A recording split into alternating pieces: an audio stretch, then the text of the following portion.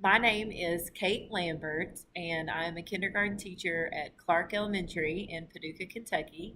And I'm going to do my presentation of action research on repeated readings and fluency in front of my kindergarten PLC team. And I'm just going to show everyone. This is Laura McGee and Maggie Fulcher and Jenny Roberts. They are all kindergarten teachers, and Jackie Wilson. We are all experienced teachers, but we can all learn new things when we need to. So I'm going to back up a little bit.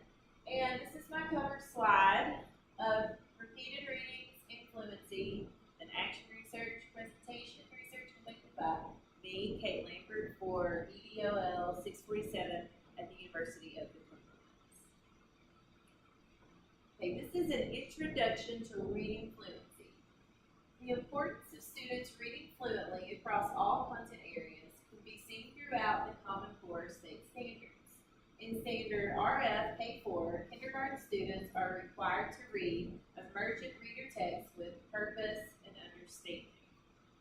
This is kind of a vague standard, and I know that in our PLC we talk all the time about what exactly it means to read emergent reader text. Is it 3 to 5 words, or is it more like several sentences to a page? So that's something that we try to figure out as we go, and according to each student and what is suiting them best, and doing what we need to do to get our kindergarten students ready to go to first grade.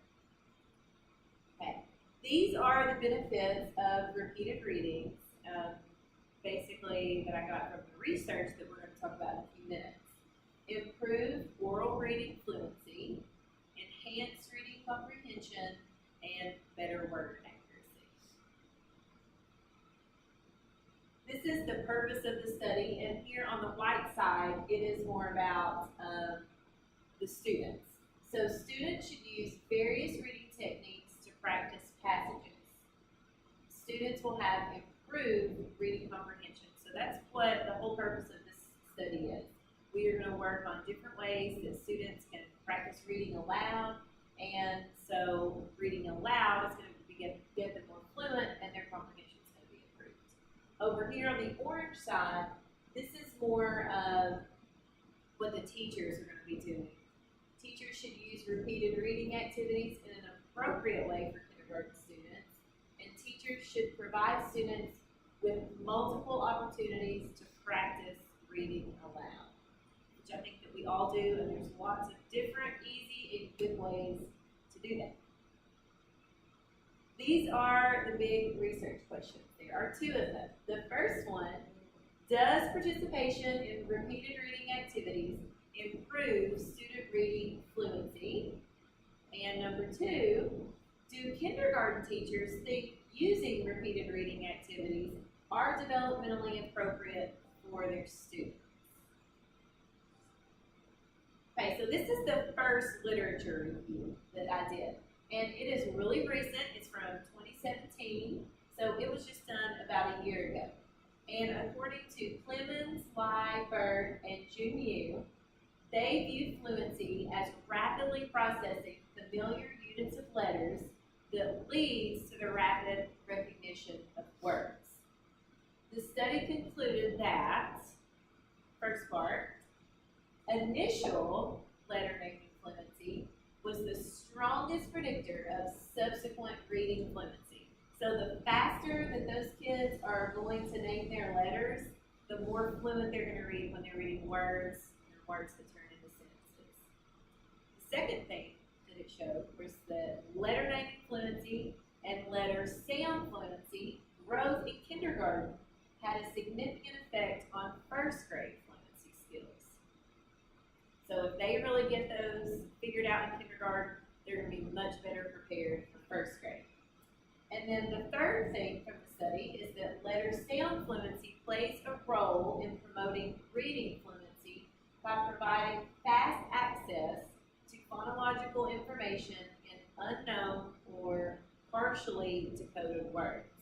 So kind of my takeaway from this as a kindergarten teacher is that even if there are still some kids struggling with decoding and reading those emergent reader texts super fluently, that if we as kindergarten teachers really focus on the letter names and the letter sounds, that's going to be setting them up for a better first grade experience. You don't think that's true? I think sometimes it's easy to, kids aren't just like reading every book we put in front of them, that we can get kind of frustrated. But we have to remember that as long as we're teaching them just those good basic skills, that's going to be setting them up for better reading a little bit later. Because we all know as kindergarten teachers, and we try to always keep in mind what's developmentally appropriate, that they may just not be ready in kindergarten to learn some of those skills. But if they have that good background, then when they hit that developmental point in their mind, that they're going to be ready. So, second literature review I did was also a more recent one from 2014. And in this literature review study that I looked at, Van Gorp, Seegers, and Verhoeven examined the direct transfer and retention effects of a repeated reading intervention study of single CVC words, and a CVC word is consonant, vowel, consonant, like cat or dog, words in kindergartners with partial letter knowledge. So that means they may not know all of their letters and sounds, they're going to know some.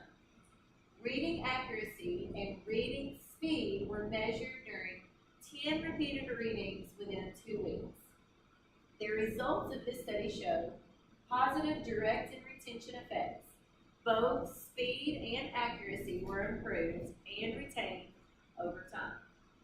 So that's really good to know as a kindergarten teacher, that this is something that didn't just fix something in the short term, that it's sticking with these kids. The second thing it showed, repeated reading intervention with feedback in kindergarten, in which pre-readers are raised to a full alphabetic stage, is an effective method to improve reading speed and reading accuracy on both trained and untrained words. And I feel like that's what we see a lot of students at the beginning of the year. They come in and they're really pre-readers. They might have some letter sound knowledge from preschool, some have none, and that's where we're trying to get them in kindergarten, that alphabetic stage, so that they're reading and writing those emergent reader texts. And the third thing it showed is that repeated reading intervention in kindergarten is an effective method to improve reading speed and reading accuracy on the trainers. So, the newest research is showing that doing these repeated readings on these fluency passages are helping the students. The third study I looked at is one that is a little bit older, but I kind of wanted to put this one in here to show that over time that the research has been consistent. So Greenwood, Tapia, Abbott, and Walton in 2003 investigated the multi-year effects of the school-wide implementation of evidence-based literacy practices and a program to prevent early reading failure in one elementary school. And just like in 2003, these are still things that we're working on today in the classroom and as PLCs. Using research that is evidence-based to improve what we do in the classroom, and things that are going to help those kids that are struggling and at risk. The researchers hypothesized that teachers would implement and sustain their use of a range of new evidence-based practices, such as students reading aloud, and that these practices would produce accelerated levels and rates of growth in classroom reading behaviors broadly across students, including in reading fluency. So, as we're going to read on, the main purpose of this study was to determine if reading aloud, which is similar to some of these fluency techniques and repeated reading techniques, is going to help these kids become better readers. So, they did this study over 3 years, and the results indicated the following. Students reading aloud occurred most often in the presence of peer tutors, reading partners, or teacher-led one-on-one small group or independent instructional arrangements as compared to entire group teacher-led instruction. And I think that we all know now as educators that getting these kids into smaller groups, one-on-one, is much more beneficial to them, especially when these days in the classroom we have 25 plus students at a young age and not a lot of instructional assistant time. So you've really got to figure out how to make those smaller groups work. And I think that this can be seen when we partner students and put them together to read, when we have our RTI teacher come in and she pulls a smaller group, and then when we do have our kindergarten instructional assistants, that they are working with groups of 3 to 4. That's what's helping the kids learn. Their second result was that growth in the reading fluency was substantial overall. And the third result is that students at high risk progress more slowly in attaining reading fluency than did typical students or low risk students. And this didn't really surprise me. Students that come in at high risk, it seems that they just have more to catch up on. And for them to kind of get where the rest of their peers are, they have to progress at even, more rapid growth, which could be hard, especially if they don't have anybody at home helping them. But the important thing is they were still showing progress. Okay, these were the methods of data collection. The collection of the student data was collected during timed readings of fluency passages. The formative results are determined by time, so that's what we were measuring our data by. And the student data addresses question 1 of the study, if repeated readings are beneficial to students.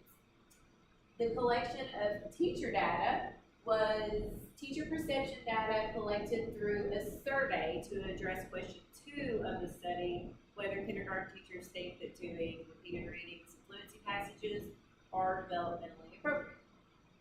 And part 3 of the methods collection is the analysis description. Data from the research was compared, and the findings are being discussed, of course, today. Okay, these are the procedures analysis. The first step, students read the fluency passage without any prior instruction. This is sometimes referred to as a cold read. They didn't hear me read it, they just read it on their own. And the teacher, myself, and my assistant timed the readings. Step 2, the students received practice reading the fluency practice through echo reading, partner reading, and choral reading. So I'll explain a little bit about what those are. Echo reading is you go line by line with the passage, and the instructor reads, and then the students take turn reading. Partner reading, of course, is when they're paired with a partner, and I had my kids read with a partner, and their partner would listen, sign their paper, and then they would switch and find someone else, and every time they had someone listen, then they would sign their paper. And choral reading is, of course, just reading it all together. They could read it all together in small groups, we could read it as a whole class, and all 3 of these activities were done on separate days as a separate little lesson within itself. Part 3, analyze the results to determine if repeated reading strategies had an impact on the speed of student reading times. Step 4, distribute the survey to the PLC team to gain perceptions on repeated reading strategies and reading fluency. Step 5, analyze and display results. Step 6, determine patterns from both data collection methods. And we're going to see those things in the next slide.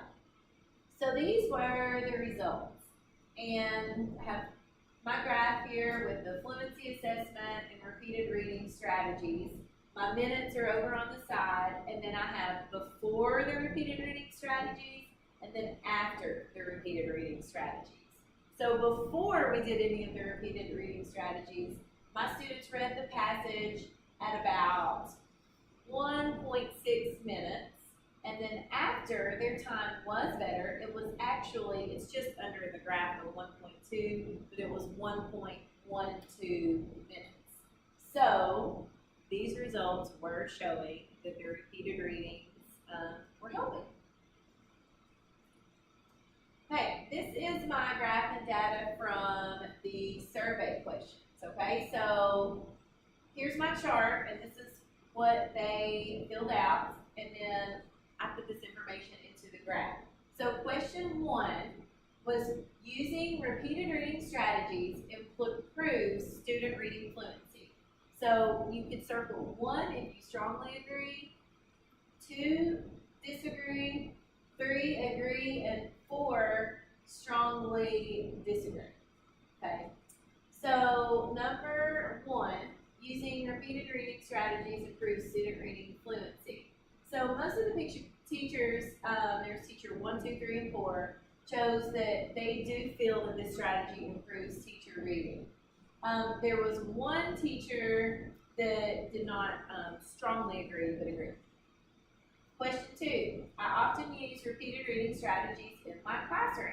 This one had some variation. Some teachers are definitely doing this, some are doing some, and then some really aren't doing any. Question number 3, using repeated reading strategies helps my students become better readers, and all the teachers did agree that it was helpful in some way.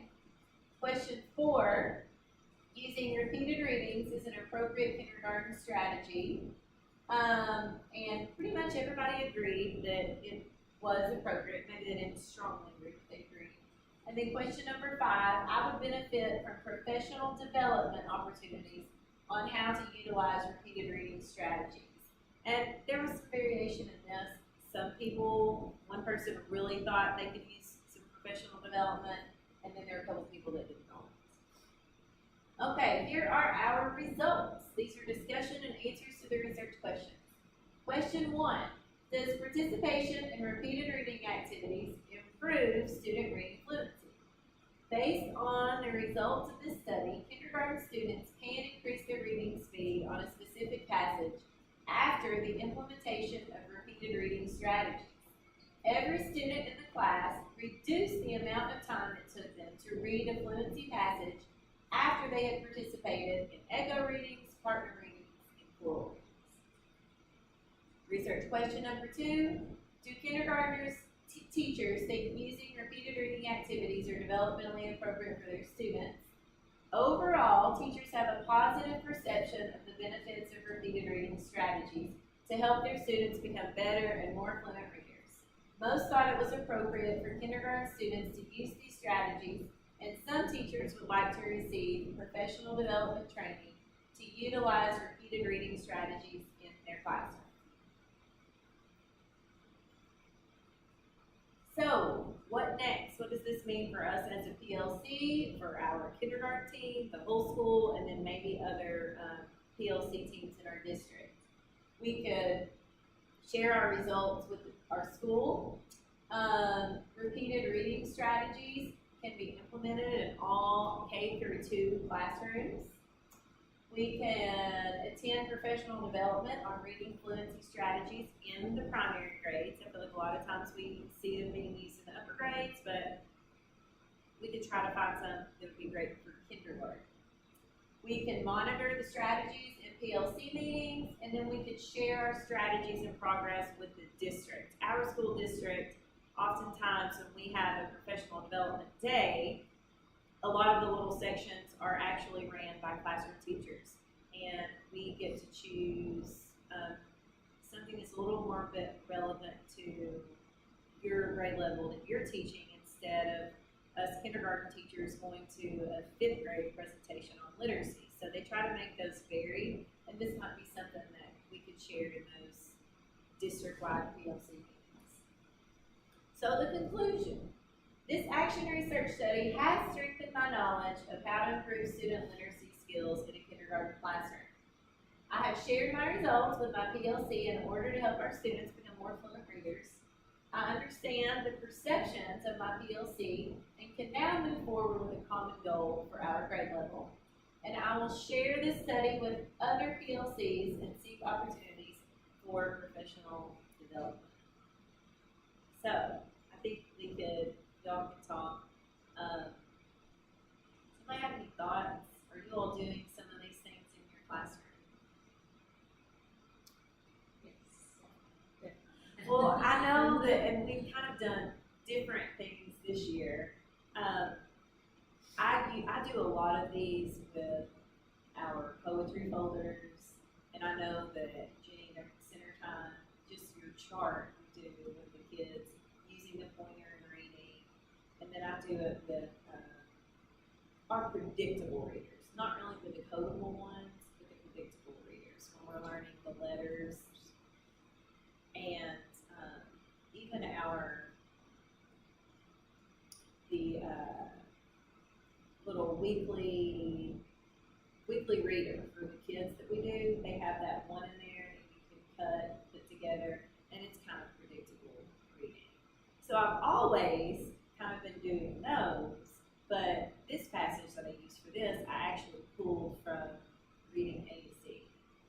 I have been doing that with some of my 5th grade students that we've been working on fluency in ESS, and I just go back and forth about whether that's like pushing it a little too much. I feel good about the fluency things I'm doing and have always been doing, but I didn't know whether going to an actual passage and using a time system would stress kids out or not.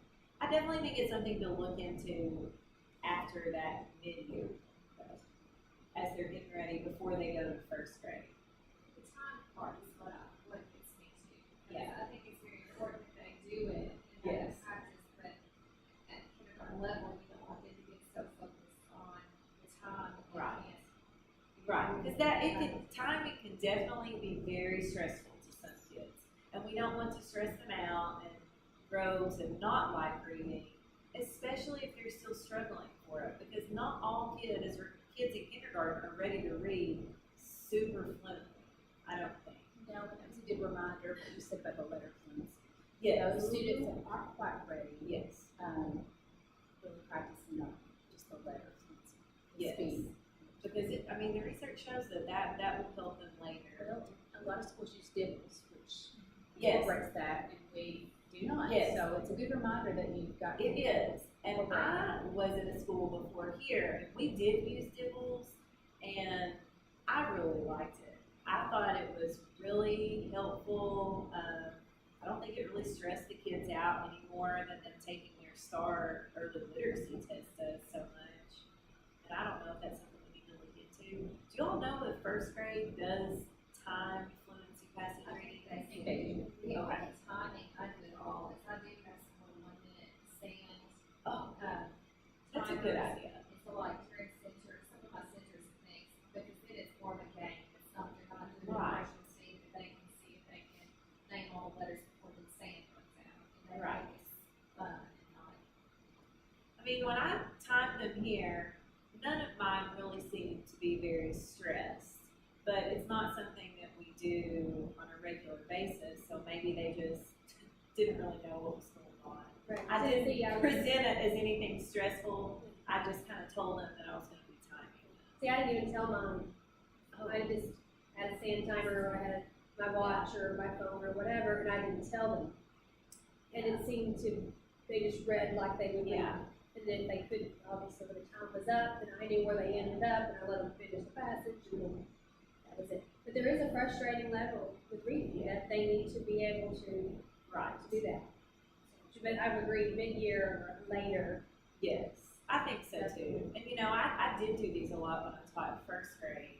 And some kids, it seems to really help. They like to see that time, and they like to see by the end of the week that time get faster. And it almost always does, in my experience. I've never really seen it get slower. After that much practice with the repeated readings, they seem to catch on. And it does, even though it may stress them out, they almost always get this little self-confidence boost because it pretty much always gets faster. And your kids that haven't mastered their letters and letter sounds, we shouldn't even be pushing that. Right.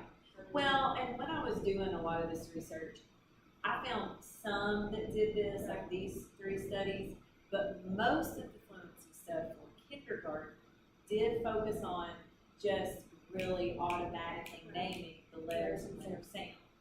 So I don't know if that would be like a good starting point for us. Like maybe we could do time things, doing letters, sounds. And maybe then sidewalks. And then sight words. Because I do think that that's how it starts off. And I know with Dibbles, they do the nonsense word fluency. That's what they work on. I don't know. I like Dibbles.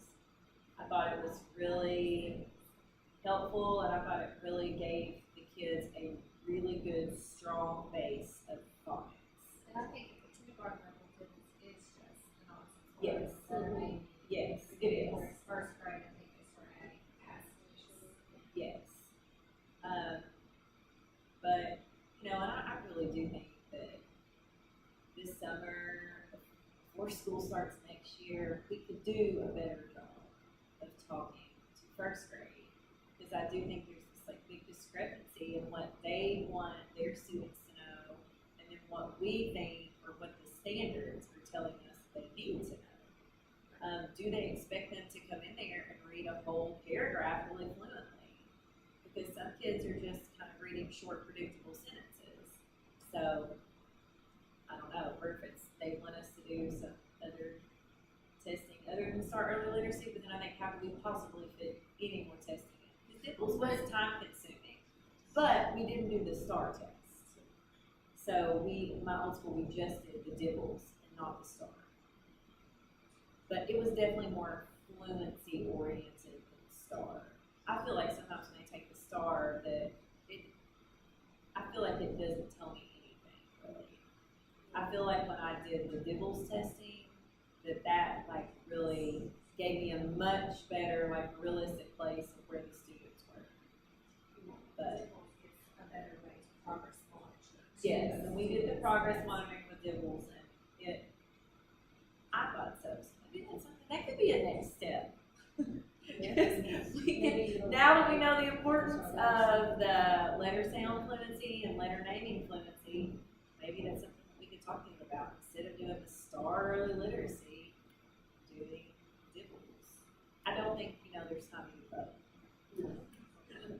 I don't want to do that. Anyway, thank you all. Thank you.